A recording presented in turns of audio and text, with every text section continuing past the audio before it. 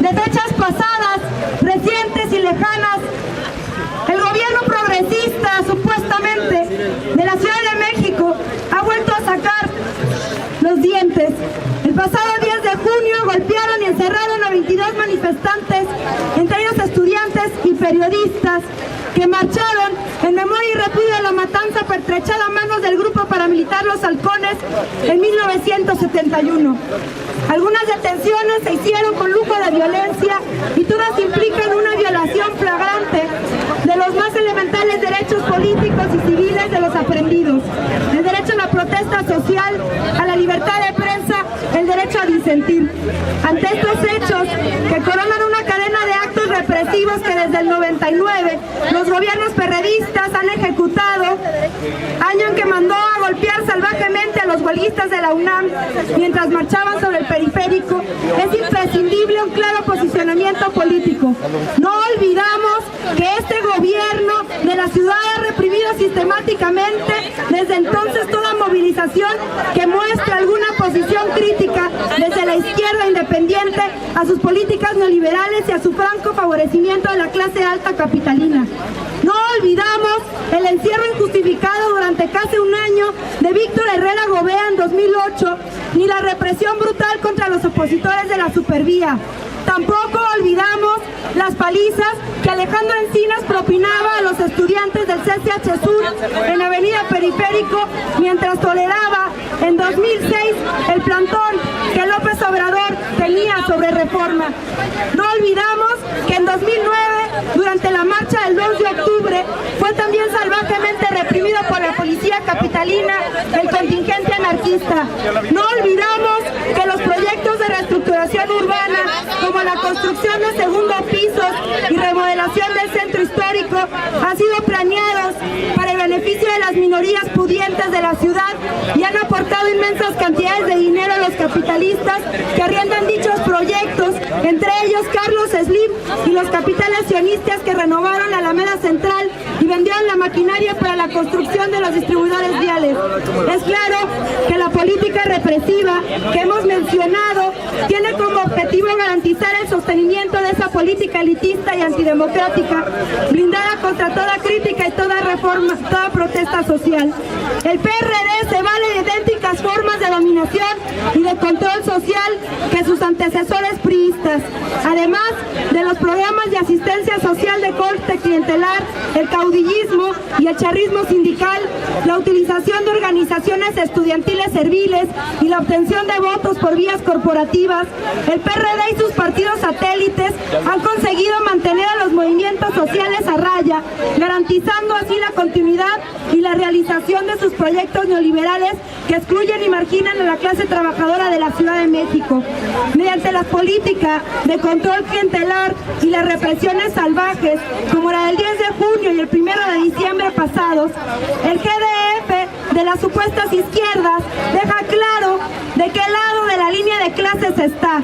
Por ello es lamentable que diversas organizaciones sociales sigan creyendo en las vías institucionales como canales útiles y eficientes para la consecución de sus objetivos. Los que llamaron el voto útil en coyunturas electorales, tanto como el pretexto de la unidad a toda costa, no han hecho sino llevarnos a una derrota tras otra, sacrificando la independencia política a cambio de concesiones programáticas y pragmáticas que a mediano plazo pierden vigencia y dejan las cosas iguales que antes. En coyunturas de persecución como las que vivimos hoy en día, las consecuencias de la estrategia reformista y claudicante aparecen en todo su esplendor.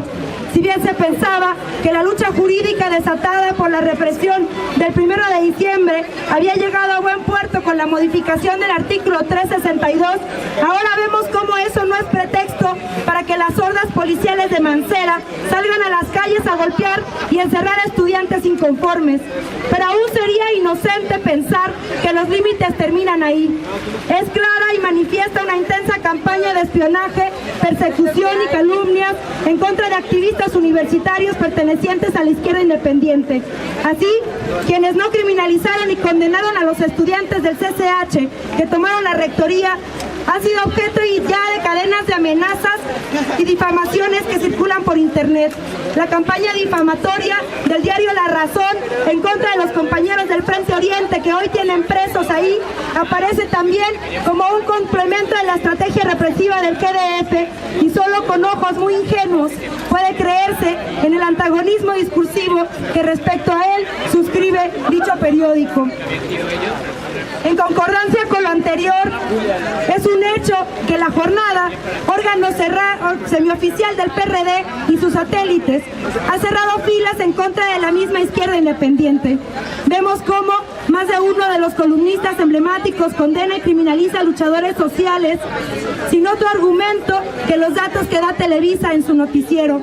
Vemos sin sorpresa que sus reporteros tergiversan la información con tal de que sean sus personajes favoritos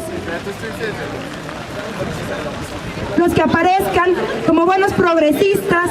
Hablamos de Marcelo Ebrard, hablamos de Mancera, de José Narro, mientras que los encapuchados, esos eternos incorregibles, no son sino vándalos y delincuentes, no son sino una imagen de la izquierda que merece más la cárcel que el respeto de sus derechos políticos, porque esos articulistas que se retiraron hace décadas de las luchas independientes en las calles pretenden juzgar desde la comodidad de sus escritorios lo que es correcto y coherente para la izquierda, como si en nuestra ciudad de verdad la izquierda burguesa y la derecha cerraran filas para decidir qué sí pueden hacer y qué no pueden hacer los activistas.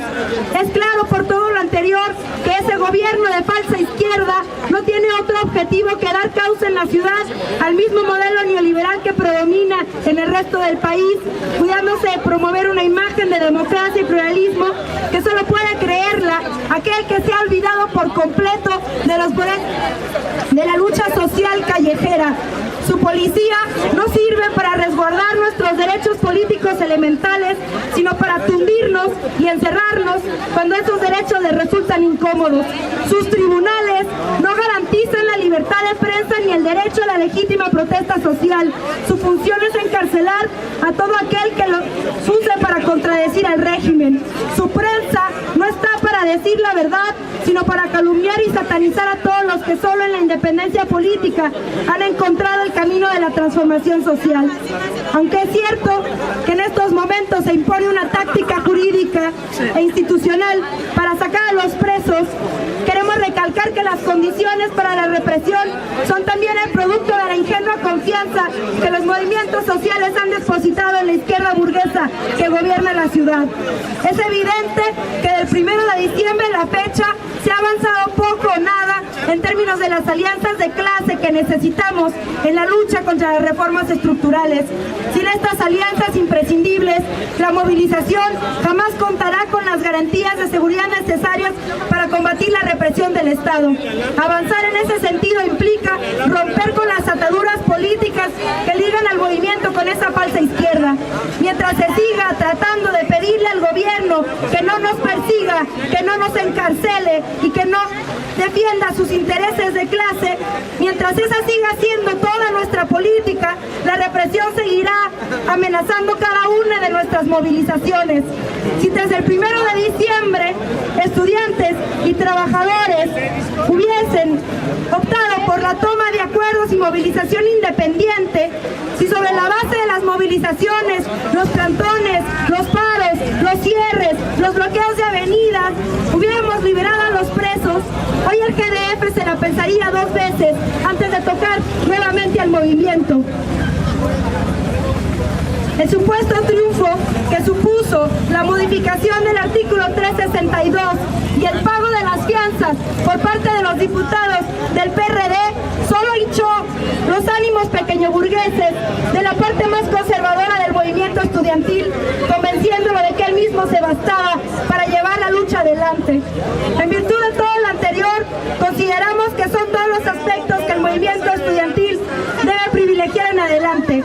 El primero, la vinculación orgánica con la clase trabajadora, con sus organizaciones independientes y con todas aquellas con las que sea necesario el trabajo de convencimiento respecto de la necesidad de la autonomía de clase y política. El segundo, la absoluta independencia política y organizativa respecto de todos los partidos partidos de la burguesía. Solo en este modo podremos consolidar las garantías mínimas para que la organización no sea reprimida y podamos dedicar todo nuestro tiempo y energías a la organización de la lucha revolucionaria y no a la defensa de nuestros derechos elementales. ¡Libertad! ¡Libertad! ¡A los presos por luchar! ¡Libertad! ¡Libertad! ¡A los presos por luchar! Cubículo Buenaventura Durruti, llevamos un mundo nuevo en nuestros corazones.